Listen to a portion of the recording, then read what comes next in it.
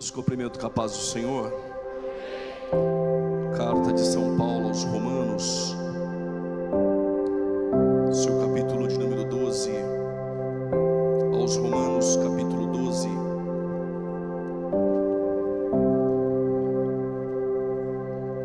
Glória a Deus.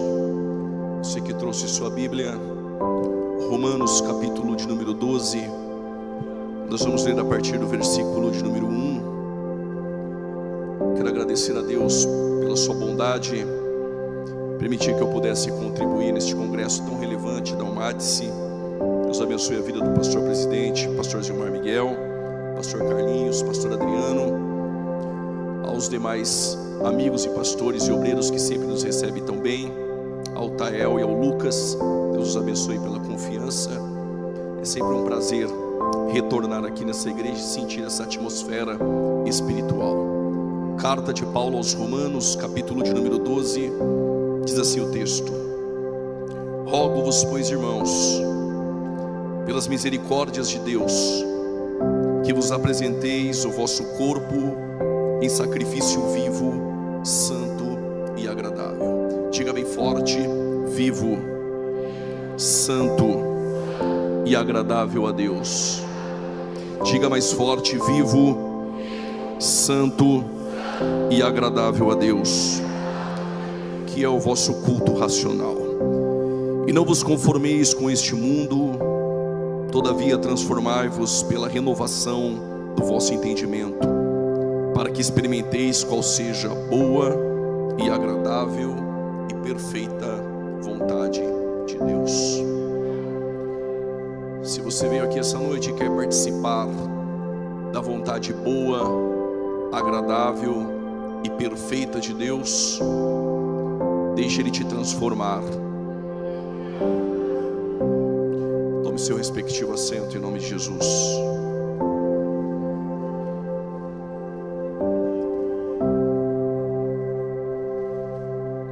Aldersgate é uma rua antiga ali em Londres, e nessa rua estava um missionário.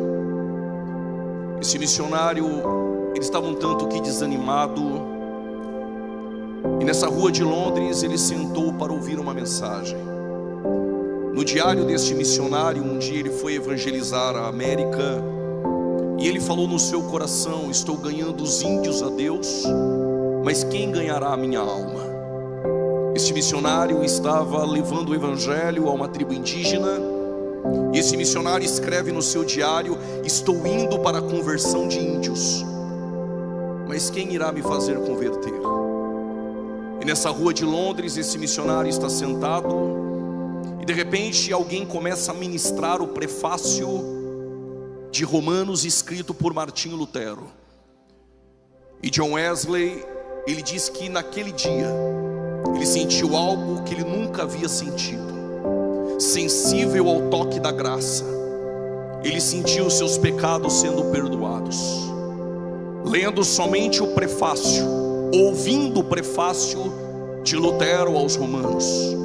Lutero, o mesmo monge alemão agustiniano, que um dia estava em Wittenberg, na Alemanha, e ele carregando as suas culpas e um conflito contra o seu próprio pecado e não sabendo como vencê-lo, ele abriu aos Romanos e se deparou com Romanos 1,17: o justo viverá pela fé.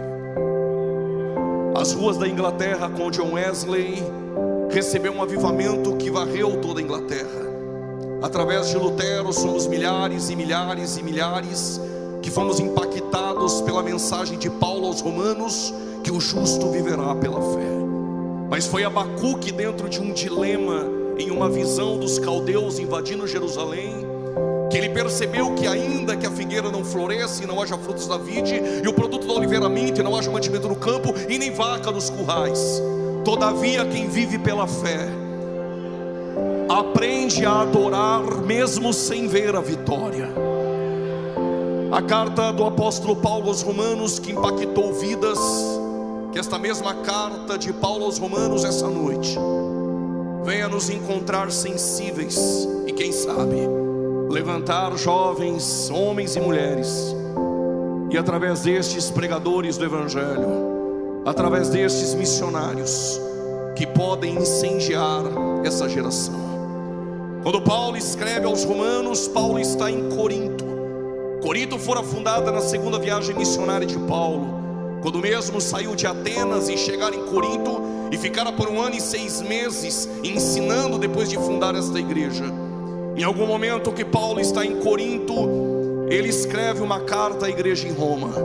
E do capítulo 1 ao capítulo de número 3, Paulo vai tratar sobre a universalidade do pecado. Paulo, ele coloca gentios e judeus em sua frente, e Paulo nivelou judeus e gentios, dizendo: todos pecaram e destituídos estão da glória de Deus. O que Paulo está dizendo aos romanos é: todos carecem da justiça de Deus. Não há grego e não há judeu que não necessite da justiça, porque todos pecaram. Na verdade, a mensagem de Paulo para nós essa noite é: ninguém nasceu em berço evangélico, ninguém nasceu salvo. Todos nós estávamos destituídos da glória de Deus e necessitamos da justiça e do poder do Evangelho. Este mesmo Evangelho que impactou Paulo, circuncidado ao 8º dia, segundo a lei, fariseu, segundo a justiça, irrepreensível. O mesmo que estudou aos pés de Gamaliel, da linhagem de Hilel. O mesmo fariseu que guardava os mandamentos da lei de forma escrupulosa. O mesmo que encontrou a graça no caminho de Damasco. E a graça manifestada através da glória do dono da igreja. Paulo é lançado ao chão, porque a graça sabe nos colocar em nossos devidos lugares. E quando Paulo escreve à igreja de Roma, este mesmo Paulo que seria o doutor dos gentios, que iria padecer pelo nome de Cristo, pondera, o mesmo Paulo padeceu. Ele foi perseguido e quase morto em Damasco. Ele foi rejeitado em Jerusalém. Ele foi apedrejado em Listra. Ele foi açoitado em Filipos. Ele foi expulso de Tessalônica, chamado de tagarela em Atenas. Enfrentou falsos apóstolos em Corinto. Enfrentou as falsas feras em Éfeso. Preso em Jerusalém. Vai a Cesareia. E em Roma, Paulo continua carregando a convicção. E qual a convicção? Desde agora a coroa da justiça está guardada. Alguém deu aleluia. Está guardada e reservada pelo justo juiz, não a mim, mas também a todos aqueles que amam a sua vida. E este mesmo Paulo é como se desse um grito em Roma, dizendo: este evangelho, dele eu não me envergonho, porque a cruz não é ortopédica, é essa cruz que me modela. Porque evangelho não te aceita como você é, evangelho te aceita como você está. E é desse evangelho que transforma homens, é desse evangelho que transforma caráter, é desta cruz que não é ortopédica, é desse evangelho que eu não me envergonho. E acredito que Paulo não está sozinho nessa. Todos aqueles sensíveis à mensagem da cruz, sensíveis à graça de Deus, que não se envergonham do evangelho, pode adorar a Ele essa noite. Do capítulo 1 ao 3, Paulo trata da universalidade do pecado. Judeus circuncidados, judeus eleitos, judeus que receberam a lei, porventura terão o privilégio. Receber a graça não está condicionado àquilo que você faz. Receber a graça não está condicionada se você é bom ou não, porque debaixo da justiça de Deus todos pecaram, não há um justo sequer, não há ninguém que faça o bem, e sendo assim, todos nós carecemos da graça. Oh, maravilhosa graça! Capítulo 4 e capítulo 5, Paulo usa exemplos de Abraão, de Davi, mas também usa o exemplo de Adão. Por um homem entrou o pecado no mundo, e a morte passou a todos os homens. Se do capítulo 1 ao 3 há a universalidade do pecado e a necessidade da justiça, no capítulo 4 e 5 Paulo menciona justificados pela fé, pela graça manifesta, pela fé operante. E Abraão creu, e isto foi-lhe imputado por justiça, não porque Abraão era bom, porque diante dele, miserável homem que sou, mas pela fé operante, Abraão creu. E Paulo diz, e isso foi-lhe imputado por justiça. A palavra grega imputar é depositar na conta de alguém que nunca mereceu. Se sua conta estava vazia e você no fundo do poço, quando você creu, os benefícios da graça, os benefícios da salvação foram depositados em tua conta. Por causa desse aleluia eu explico. Justificados pois pela fé, temos paz com Deus. Existem aqueles que têm a paz de Deus, existem aqueles que têm a paz com Deus. O que é a paz de Deus? Estou na tormenta, estou na luta, estou na prova, mas estou tranquilo, eu tenho a paz de Deus. Alguém levantou a mão, eu repito, estou na prova, estou na luta, está todo mundo desesperado, o mundo está em crise, mas eu passo na tormenta, tendo paz com Deus. E por quê? Porque o meu Senhor está sentado em um alto e sublime trono. Se Ele está sentado, Ele está tranquilo, dizendo, eu tenho controle da história, eu tenho controle da tormenta, e essa paz o mundo não pode dar, mas quem tem a paz de Deus essa noite, adora mesmo em meio à crise. Eu entendi a paz de Deus, mas e a paz com Deus? Inimigos de Deus, filhos da ira, desobedientes, ingratos, caluniadores, não há nada em nós que seja bom. Isaías, quando olhou no lixão em Jerusalém, trapos de imundícia, tira as crianças da sala, eram panos que mulheres em seu período menstrual usavam estes panos, e depois de usados, enrolados e lançados ao lixão, cheirava mal, contraía moscas. Quando Isaías olhou, ele disse, assim é o homem sem Deus, trapos de imundícia. Estávamos longe de Deus, estávamos no opróbrio, filhos da ira e da desobediência.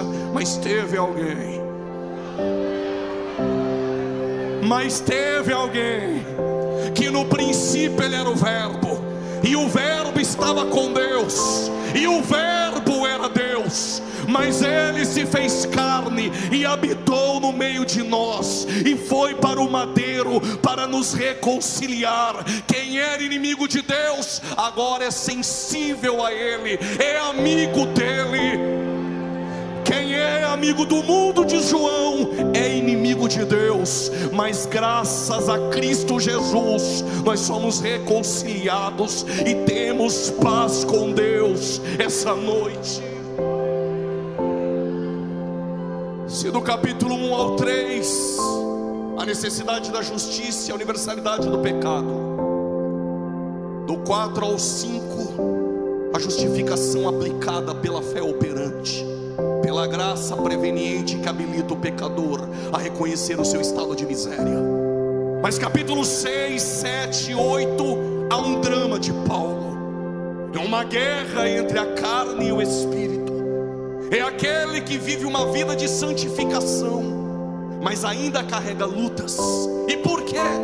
Porque você não se tornou santo por frequentar culto, você não se tornou santo porque você dá oferta, você não se tornou santo porque vestiu a camiseta de sensibilidade, você não se tornou santo por aquilo que você faz. Ele te tornou santo por aquilo que Ele fez por você na cruz. E aqui não há mérito humano, o mérito é todo dele, o mérito está nele no Calvário. Santificados somos nós e vivemos uma vida de santidade, dependendo do Espírito Santo e da palavra. E sem a santificação ninguém verá a Deus. O dilema de Paulo, ele diz, permita-me dizer isso, Paulo usa uma verdade do casamento, mas para expressar uma luta que existe dentro de nós. E talvez não era uma mensagem para a juventude, mas tentação não respeita tempo de igreja, tentação não respeita ministério ou carteirinha de convenção. Tentação vem para adolescente, tentação vem para jovem, tentação vem para os mais idosos. E Paulo, ele usa a figura do casamento e diz: o marido, ele é casado com a mulher. Enquanto eles estão casados, estão ligados pela lei. Mas se o marido abandonar a mulher, ou a mulher abandonar o marido sem que ele morra, e ela for de um outro marido, diz Paulo, ela comete adultério. Que mensagem é essa, pregador, para um congresso como este? Eu explico. Nós também estávamos ligados à lei, ligados à carne. E se a carne não morrer, que é o primeiro marido, e eu me relacionar com o segundo marido sem que morra a carne, é adultério espiritual. O que Paulo está dizendo é: se a carne não morreu, e eu vim para o congresso ficar com Jesus, e amanhã voltar para os braços da carne do mundo, é adultério espiritual. Mas Paulo diz: se o primeiro marido morrer e é a carne, a lei não tem poder mais sobre a tua vida. Aí você pode se relacionar com aquele que ressuscitou dentre os mortos.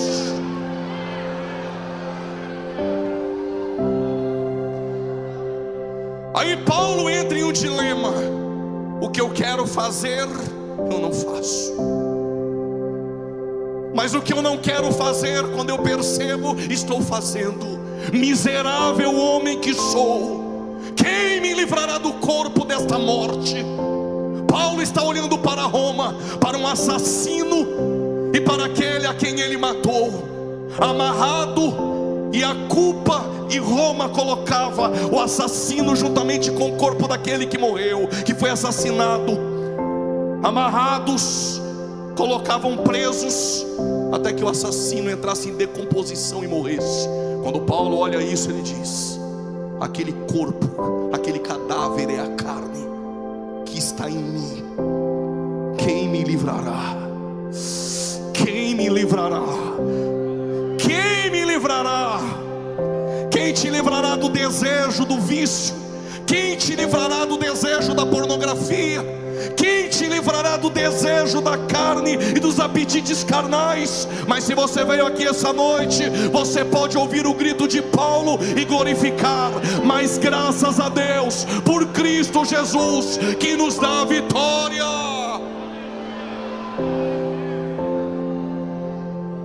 Eu deixo Tiago 1,12: bem-aventurado o varão da almádice, que entrou por aquela porta, que vencer a tentação, porque depois de vencer e suportá-la, dar-te-ei a coroa da vida. Ser fiel até a morte, e dar-te-ei a coroa da vida.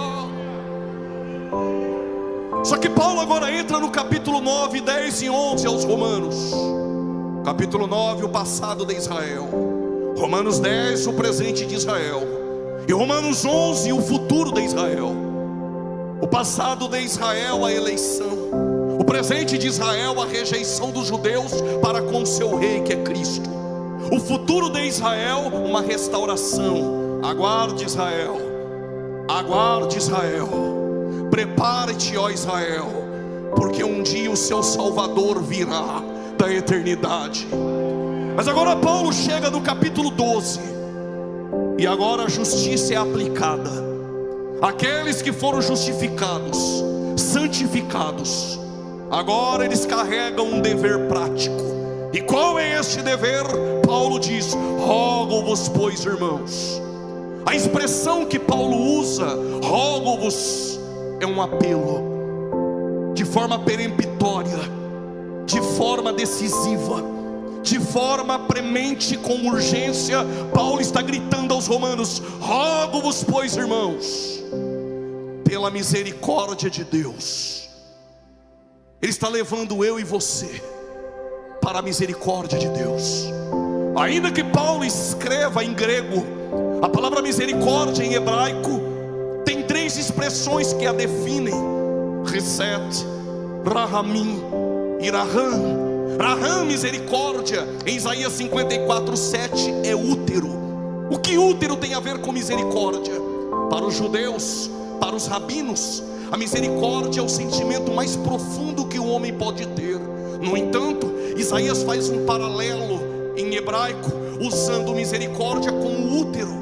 O sentimento mais profundo é uma mãe gerar, e a misericórdia é um sentimento profundo. Paulo diz: rogo-vos, pois, irmãos, para o sentimento mais profundo de Deus, que em latim a miséria e cardia coração é pegar a miséria da humanidade e colocar sobre o coração de Deus, e Ele se compadece de nós. Paulo diz: rogo-vos, pois, irmãos, pelo sentimento mais profundo de Deus, que vos apresenteis como sacrifício vivo, santo e agradável. Paristeme é a palavra que Paulo usa para apresentar, e paristeme está no auristo. O que isso significa, pregador? Eu estou pregando para impressionar homens, mas a riqueza das nuances em hebraico, paristeme significa se apresentar de uma vez por todas. Paulo está dizendo: rogo-vos, pois, jovens, pelo sentimento mais profundo de Deus, que vos apresenteis. Ele está dizendo: eu não quero que você se apresente neste congresso hoje e amanhã você volta a fumar maconha lá fora. Eu não quero que você se apresente aqui hoje e amanhã volta a beber cachaça. Paulo está dizendo: eu quero que você se apresente de uma vez por todas, pelo sentimento, alguém já entendeu e já levantou a mão, pelo sentimento mais profundo, se apresente de uma vez por todas.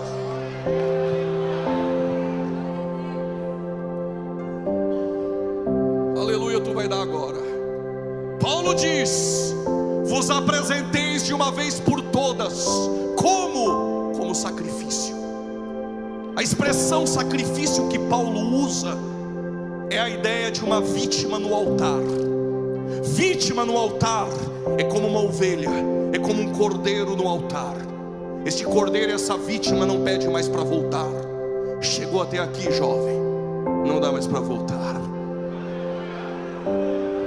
Chegou até aqui, nem olha para trás, não dá mais para voltar. Mas eu tenho que me apresentar como sacrifício, sim, como holocausto. E holocausto, todo holocausto que era entregue para Deus, carregava 3 elementos. Quantos? Oblação, libação e cheiro suave. Eu explico, eu vim para isso, eu vim fazer barulho. Se você leva um animal, qual a oblação? A carne. Qual o cheiro suave? A gordura. E qual a libação? O sangue. É por isso que Paulo diz: estou sendo apresentado como libação. Apresentou o corpo, apresentou o espírito e a alma, mas o sangue de Paulo vai ser apresentado pelo gladil romano Amando de Nero. Paulo está dizendo: me apresentei por completo. O que Paulo está dizendo aos romanos é: se você for se apresentar, se apresente hoje, corpo, alma e espírito. Paulo está dizendo: não dá para vir para o congresso da Almadice e vir só com uma parte e entregar uma parte a ele e deixar outra lá em casa. Ele está dizendo: se apresente por completo, o teu corpo, o teu glória, o teu aleluia, a tua alma e o teu espírito.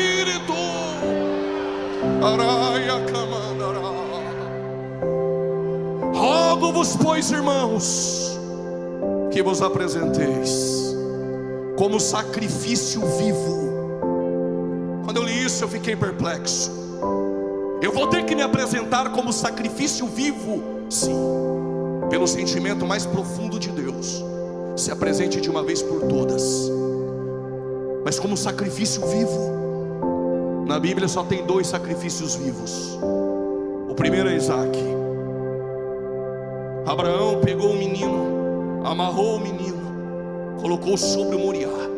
Até porque Deus não pede o que é teu, Deus só pede aquilo que Ele dá. Eu vou repetir: Deus não pede o que é seu, Deus só pede aquilo que Ele dá. Por causa daquela mão direita levantada, eu vou explicar. Deus só te pede algo hoje quando ontem Ele já deu. Permita-me sair do contexto. Penina gerou 10 filhos, Deus não pediu nenhum. E por quê? Quem gera segundo a carne, gera sem propósitos. O que é gerado sem propósito, Deus não quer. Tem gente fazendo muito, mas fazendo sem propósitos. Mas conheço uma mulher que lá no culto em Siló,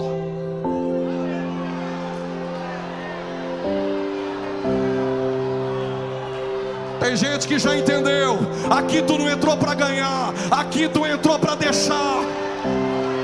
Vou repetir: o pregador não é triunfalista, não vim te dar vitória, não vim te colocar no palco. Eu vim dizer: evangelho, aqui tu não entrou para ganhar, aqui tu entrou para perder e para deixar.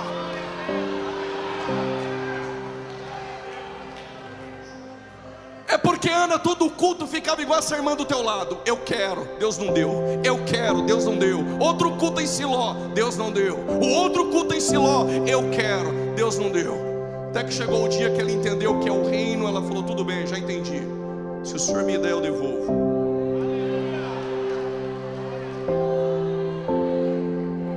O que é gerado segundo a carne, Deus não quer, mas o que é gerado segundo Ele.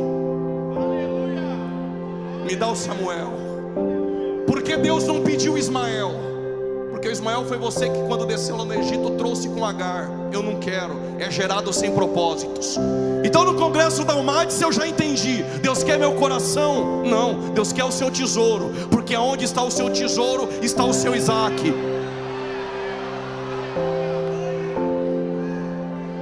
Então pega o Isaac, amarra o menino e leva para o Moriá. Quando chegou no Moriá, o menino amarrado, o sacrifício é vivo. Quando Abraão levantou o cutelo, o anjo disse: pare, eis ali o carneiro. Como os assembleanos estão no culto, eu tenho que dizer isso. Quando Abraão amarrou o menino, levantou o cutelo e viu o carneiro, agora eu entendi o que Jesus disse: Abraão viu meu dia e ele se alegrou. O que ele viu? A maquete do Calvário. É por isso que ele disse: antes que Abraão existisse, eu sou. Tu vai dar aleluia agora. Se você entrasse em uma escola rabínica, você nunca iria dizer: eu sou aluno. Você iria dizer: Hanit Talmidi, eu aluno. Por que não sou? Porque sou o que sou, somente Ele é. Quando ele disse: antes que Abraão existisse, eu sou, ele estava dizendo: eu sou antes de Abraão. Segura essa agora, você é inteligente. A expressão que Jesus usou, ego em mim, no grego, é a mesma da Septuaginta, RE, Asher, RE, de Êxodo 3,14. Pregador, não entendo nada de grego ou de hebraico, eu vou te explicar. Ele diz: eu sou antes de Abraão, eu sou aquele que falou com Moisés na sarça, e Abraão viu o meu dia. E se você não se alegrar, Abraão se alegrou. Mas é sobre isso que eu quero falar. Quando Abraão levantou o cutelo, o sacrifício é vivo. O anjo disse: pare, eis ali o carneiro. Se o sacrifício é vivo, porque Deus não aceitou? É vivo, mas não é santo e não é agradável. Mas eu conheço um sacrifício vivo. Parece que alguém aqui conhece. Tem alguém lá no fundo que conhece. Tem alguém aqui que já manifestou que conhece Ele também. Me parece que aqui também tem alguém que conhece esse sacrifício vivo. Ele deixou a eternidade. Quem é Ele? Não teve por usurpação ser igual a Deus, mesmo sendo em forma de Deus. Pregador, mas se Ele era em forma de Deus, então Ele não era Deus. Tem duas palavras gregas para forma. Se você morasse em São Paulo, quando eu disser a primeira, tu já sabe, é rolo. A primeira no grego é esquema. Esquema até parece ser, mas não é. Tem gente que até parece ser, mas não é. Tem até boa oratória, mas não é. Faz até um cutuca teu irmão, fala para 2 ou 3, mas não é. Engrossa até a voz da pregação, mas não é. Tem até movimento, mas não é. Tem até entretenimento, mas não tem Bíblia. Tem movimento, mas não tem presença. Mas a Assembleia de Deus está procurando Bíblia, está procurando presença.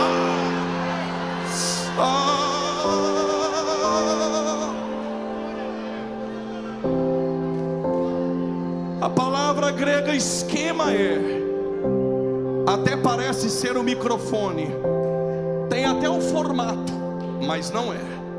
Mas tem outra palavra grega que é morfê. Morfê é o mesmo formato, a mesma essência. Quando Paulo diz aos Filipenses, sendo em forma de Deus, ele não usou esquema, usou morfê. Ele está dizendo, sendo em forma de Deus, é Deus, continua sendo Deus, para todos sempre é Deus. Esvaziou-se de si mesmo. A palavra esvaziar, kenosis, não é deixar de ser Deus. Abriu mão dos privilégios, foi obediente até a morte de cruz, semelhante aos homens, como doulos, escravo. Sabe o que Paulo está dizendo? Sendo Deus, ele desceu na degradação humana, entre o pior dos pecadores, eu e você. Mas este sacrifício que vai para a cruz é vivo. A pergunta que permeia essa noite na Almadice é vivo? E ele é santo? 2 Coríntios 5:21, Paulo diz, ele não cometeu pecado. 1 Pedro 2:22, Pedro diz, nele não há pecado. João 6:69, João diz, ele é o santo de Deus. Hebreus capítulo 4, versos 15, em tudo foi tentado, mas sem pecado. Alguém neste congresso poderia dizer, eu protesto, pregador. E por quê? Porque o Paulo, o Pedro, o João e o autor aos Hebreus, que disseram que ele não tem pecado, que ele é santo, joga no time de Jesus. Então não vale. Então eu vou trazer 4 que jogavam contra. 4 da oposição. Sempre tem oposição. O primeiro, Mateus 27, Judas disse, traí, sangue inocente. Não dê glória não, tá 4-1. A mulher de Pilatos, me perdoe Pilatos pela intimidade, Claudinha Prócula disse, tive um sonho e sofremos por causa do sangue desse justo. Segura o glória, 4-2. Pilatos lavou as mãos e disse, ele é justo. Tem um ladrão na cruz.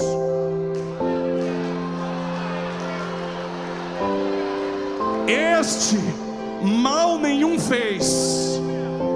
Tu tá achando que eu saí da Paraíba, cheguei em Campinas, esqueci a mala em casa, cheguei em Camboriú nesse congresso para empatar o jogo? Quando Jesus entregou ao Pai o Espírito, tem um centurião escondido, 007, dizendo, verdadeiramente. Alguém já levantou da cadeira? Eu já tinha pulado dela. Verdadeiramente, Ele é o Cristo, o Filho do Deus vivo.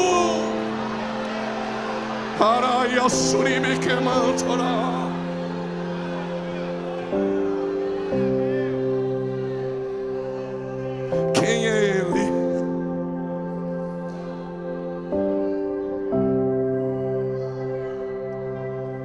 Eu não sei se você pegou. Paulo pediu, rogando, que eu e você se apresentasse como sacrifício vivo. Agora tu entendeu? Tu não apresenta como sacrifício vivo porque tu canta bem. Tu não apresenta como sacrifício vivo porque assistiu 40 vídeos no YouTube, agora é teólogo e sabe mais que todo mundo.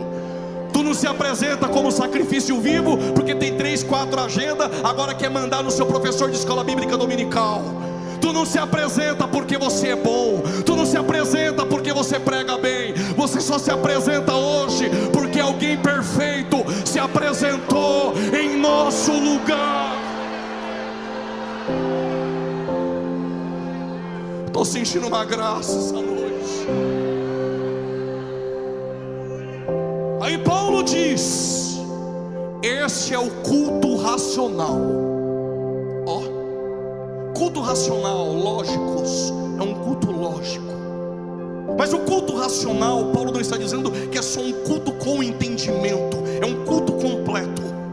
Mas o culto completo de Paulo é: quando eu me apresento, eu já estou cultuando. Se tu não entendeu, eu explico. Culto para Paulo não começa às 19 horas e termina depois da bênção apostólica. Culto é dentro do Uber, culto é lá no meu trabalho, culto é passando roupa, culto é dirigindo o carro, culto é tomando banho. Quando eu me apresento a Ele, eu já estou adorando a Ele.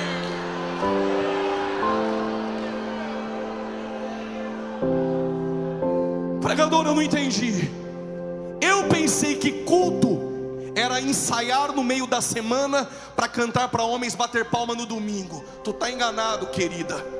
Culto não tem a ver somente com música que eu canto.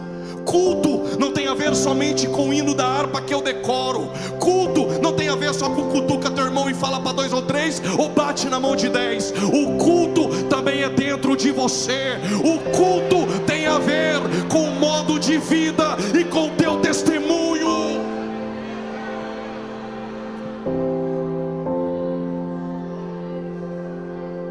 Como eu não vim para fazer amigos, mesmo que alguém não esteja gostando, eu vou repetir: culto não é só ensaiar no meio da semana para cantar domingo. Culto é testemunho, culto é conduta de vida, culto é viver o evangelho em sua plenitude.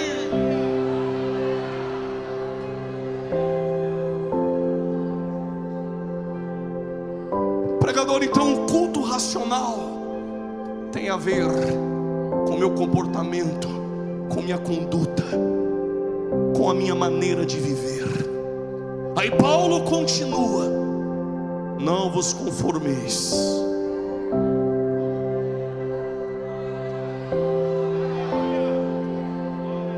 Não vos conformeis com este mundo. Paulo, ele usa a expressão conformar, ou seja, quem se apresentou de uma vez por todas.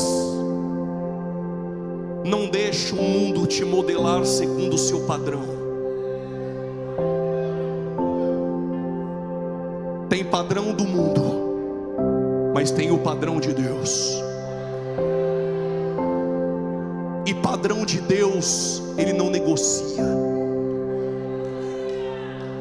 Tem um crente lá no fundo, eu vou repetir: padrão de Deus não se negocia.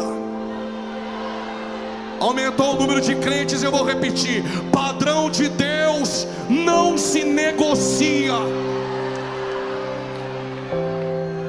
Padrão do mundo, Deus é amor, então eu cultuo do jeito que eu quero. Deus é amor, então eu faço o que eu quero. Aliás, a motivação é boa. Quem ensinou você isso para você ensinar aos jovens? Deus não trabalha com boas motivações, Deus trabalha com princípios. Eu queria manter eles positivamente, mas eu não aguento. Intenção boa, lá vem ele, segundo o coração de Deus, ungido na casa do Pai, ungido em Judá, ungido em Israel. É rei, é o cara, tem coroa, tem lança, tem espada, tem escudo, tem exército, tem palácio. Quando está vindo, fazendo festa. A música que está tocando, pentecostal. A motivação é boa. E por quê? Está trazendo a arca estava esquecida, agora está trazendo. Está trazendo aonde? A motivação é boa. Deus é amor, Ele aceita. Está trazendo aonde? Ele inovou, e a igreja está querendo inovar. Está tirando a presença do ombro dos levitas e está colocando em carros novos. Tem alguém entendendo? Permita-me, eu vou abrir um parênteses agora, porque tem uns chatinhos na internet. Aí vai dizer que o pregador está dizendo que na igreja tem levita. Igreja não tem levita, até porque igreja é igreja, Israel é Israel. Estou aplicando para alguém entender. Isso é para quem está na internet. Amanhã depois, quando for assistir, fecha o parênteses. Deus estabeleceu um princípio: a presença é carregada no ombro dos levitas. Ponto final. Agora vem Davi, está inovando, carro novo, boi novo. A igreja está lotada, está cheio de jovens lá, é novo, está atraindo. E a música? A música é boa. Quando ouço, até lembro do meu passado, me faz até chorar. E lá vem Davi fazendo festa. Na era de Nacon, não tem pedra, não tem buraco. Como que os bois tropeçaram? Era Deus dizendo: Davi, tua intenção é boa, mas o princípio foi quebrado. Deus colocou o pé na frente dos bois na era de Nacon e disse: pare a festa. Pare a festa. Está pulando, falando em línguas, mas está fazendo o que é errado, está quebrando o princípio. Não estou nem aí com a sua boa motivação. Deus não deixa quebrar princípios.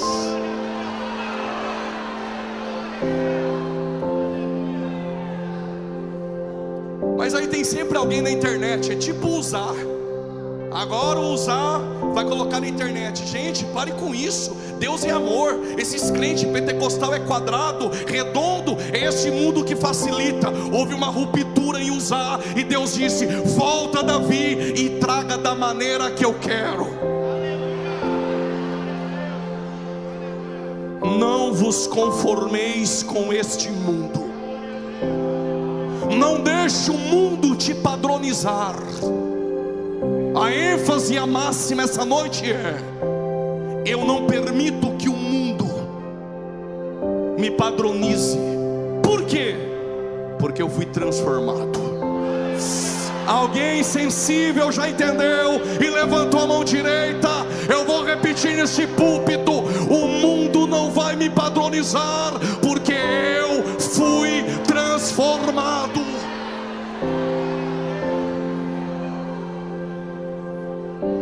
Eu sou pregador, mas eu também gosto do ensino. A palavra transformar que Paulo usa é metamorfô. Sabe a metamorfose?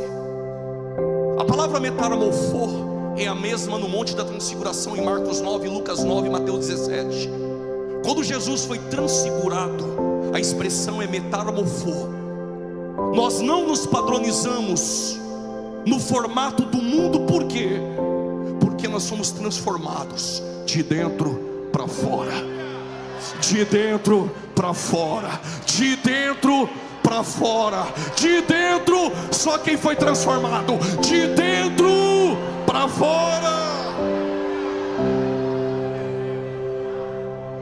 Enquanto quem foi padronizado no padrão do mundo está dizendo lá fora, a Bíblia precisa ser atualizada. Quem foi transformado está gritando: ela é inerrante, inspirada, inexorável, irrefragável, absoluta.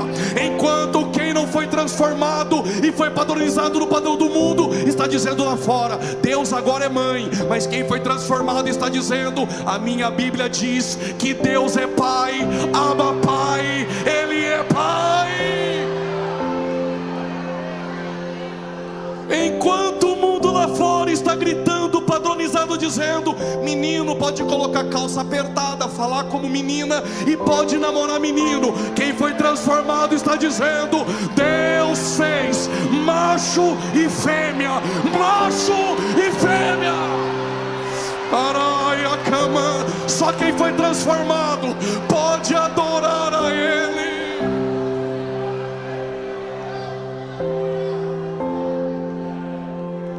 Quem se conforma com este mundo, lá na casa do seu pai está dizendo: a verdade é relativa, o que para você é verdade, para mim não é. Mas quem foi transformado está dizendo: esta palavra, mais atual que o jornal de amanhã, ela é a verdade absoluta. Vou repetir: absoluta.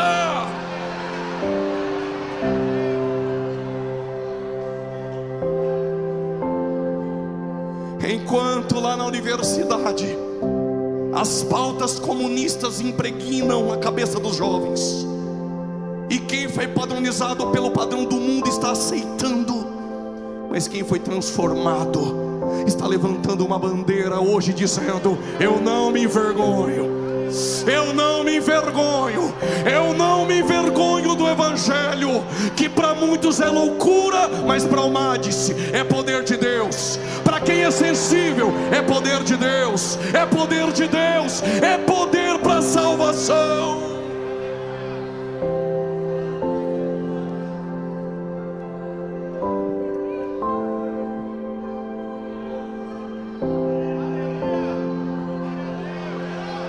Tem os transformados aqui.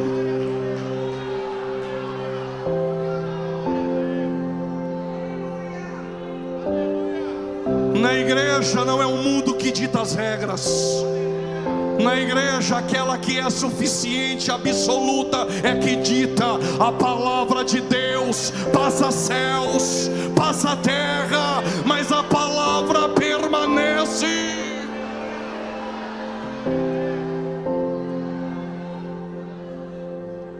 Mas transformai-vos na renovação da vossa mente. O que renovou a mente do crente? Um dia, era uma quinta-feira, ele estava sentado com os 12. A última semana foi a semana mais difícil. Não houve milagres. Jesus falou mais de inferno do que de céu. Os discípulos estão com o olhar abatido, o coração dos discípulos perturbados. Judas já abandonava a mesa. E por que abandonava? Porque Jesus disse que iria para a cruz. O que Judas esperava, pastor Gilmar, era um gabinete com ar-condicionado, uma mochilinha do lado, e tinha que marcar atendimento com ele. Mas quando entendeu que evangelho é renúncia e cruz, abandonou o barco e foi embora. Deixa abandonar o barco quem nunca foi dos nossos. Alguém levantou a mão, tem que ser homem para levantar essa mão. Deixa abandonar o barco quem nunca foi dos nossos. Aí Jesus olhou para os discípulos. Eles sabem que o nome mais falado em Jerusalém, a prisão, é o de Jesus. E pairou um silêncio como esse. Eu também gosto desse silêncio. Aí Jesus olhou para eles e disse: não se turbe o vosso coração. Crede em Deus e também em mim. Na casa de meu Pai há muitas moradas. Vou preparar-vos um lugar. Se não fosse assim, eu teria dito: eu vou preparar um lugar. Repetido 2 vezes para ver se você pega. Eu não sei se você percebeu, mas há algo estranho no texto, pastores. Se na casa do Pai já há morada, o que ele foi preparar? A palavra preparar no grego é, enche o pulmão de ar aí, preparar o caminho para um viajante que vem de longe. O que ele está dizendo é: na casa do meu Pai já tem morada. Eu vou preparar um caminho para vocês virem depois. Que caminho é esse? Eu não sei se você vai pegar. É o caminho do último do Santo dos Santos, que é o ventre de uma virgem. Tira as crianças da sala, eu vou repetir só entre nós. O caminho começa desde a eternidade e percorre o último do Santo dos Santos, que é o ventre de uma virgem. E lá o véu vai ser rasgado de dentro para fora. Estou falando em parábolas. O caminho do Getsemane, o caminho do Gólgota, o caminho das dores, o caminho do sepulcro, o caminho da ressurreição, o caminho da sua ascensão aos céus. E ele diz: e eu virei, e eu virei, e vos levarei para mim mesmo. Para onde eu estiver, estejais vocês também. Até aqui tudo bem. Eu não sei se na Almade se tem, mas todo lugar tem um igual Tomé. Jesus explicou, aí o Tomé levantou, Falou: Jesus, o Senhor vai preparar o caminho, casa do Pai já tem morada, mas aonde está o caminho? Quem sabe o Tomé pensava que o caminho era o templo, um espaço geográfico. Quem sabe Tomé pensava que o caminho era a guarda do sábado, um dia da semana. Mas os céus me trouxe para lhe dizer essa noite: o caminho não é um espaço geográfico, o caminho não é um dia da semana, o caminho é uma pessoa. Eu sou o caminho, a verdade. Alguém já levantou da cadeira? Alguém já levantou? Eu sou o caminho, a verdade e a vida.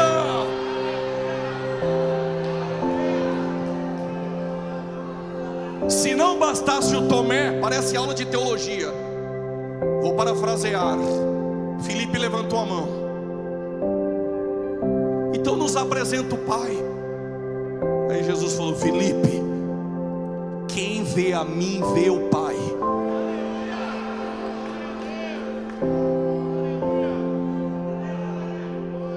Glória a Deus, tu vai dar agora.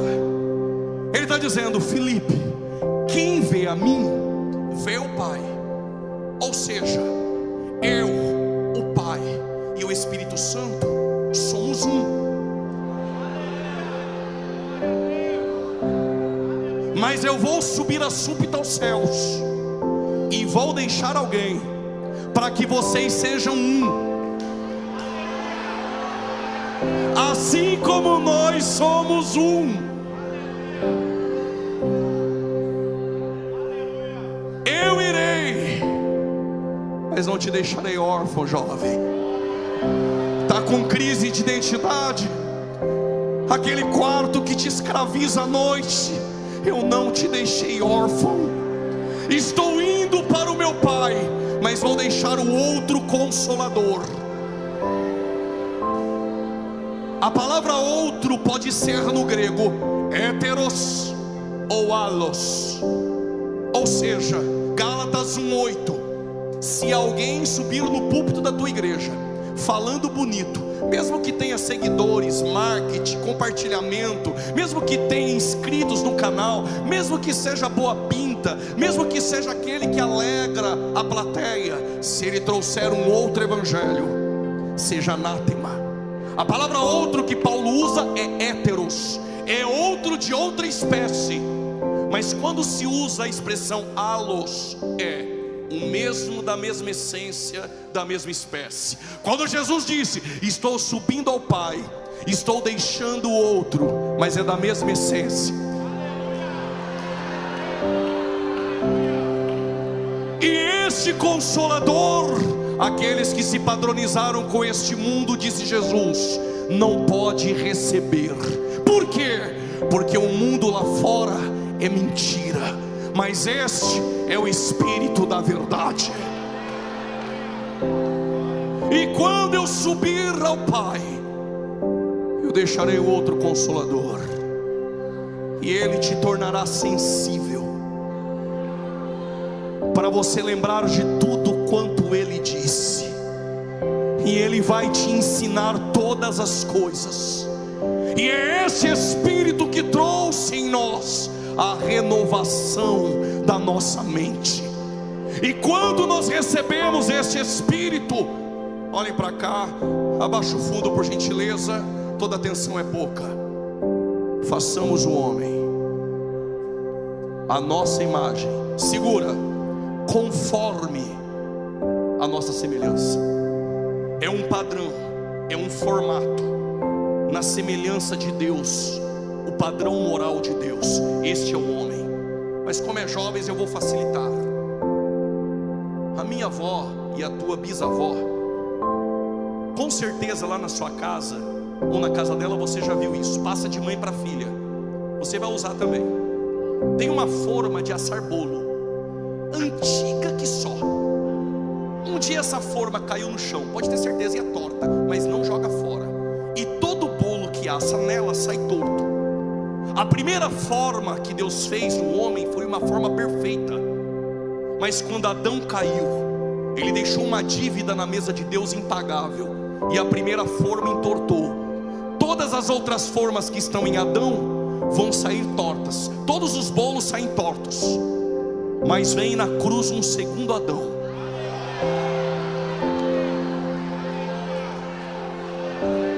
E essa forma perfeita, santa e agradável, e todos que nele crê terão uma forma que estava deformada, agora transformada, padronizada no padrão dele. Esta é a renovação da nossa mente. Para você entender melhor, Paulo diz: ele nos libertou e nos transportou. Segura, transportou é mitisteme, significa remover de um lugar e levar para outro. Ou seja, Deus não te leva para um ambiente sem que antes Ele não tenha preparado. Ele colocou Adão num ambiente perfeito. Quando a forma entorta, ele sai desse ambiente e vai para um ambiente de trevas. Mas agora vem uma outra forma perfeita. Para quê? Para te libertar e te transportar das trevas para o reino da luz do seu Filho amado. E quando nós que estávamos mortos aceitamos a Cristo, o Espírito Santo desceu sobre nós. Por causa desse aleluia eu explico. Nós nascemos do alto. E o que é nascer do alto? Nascer do alto é ser regenerado. E o que é ser regenerado? Eu tinha uma deformidade, agora eu participo da mesma forma. Agora sou participante de uma nova natureza. E aqui eu encerro Pedro dizendo: Pedro usou uma metáfora para aqueles que foram gerados. Por isso que eu disse uma vez: se nessa vida você nascer uma única vez, tu morrerá duas vezes. Mas se você nascer duas vezes, tu morrerá uma. Eu sei que vai demorar para pegar um pouquinho, enquanto isso eu repito. E não se envergonhe se você não pegou, porque o Nicodemos morreu, talvez nem pegou. Se nessa vida você nascer uma única vez, tu morrerá duas. Mas se nascer duas, morre uma. Pela misericórdia de Deus eu explico. Esquece berço evangélico. Não tem Camboriú para vender, não tem em São Paulo, em lugar nenhum do mundo. Todos nós nascemos mortos. Se você nascer uma única vez do ventre da mãe, tu morre duas. Porque um dia morre fisicamente e um dia recebe o dano da segunda morte, a morte eterna. Mas se nascer do ventre da mãe uma, e depois nascer do alto, da água e do Espírito duas, só morre uma, mas ainda que esteja morto viverá. Como os assembleanos chegaram 5 para as 22 horas, eu tenho uma boa notícia. E tem uma geração que não vai morrer nenhuma.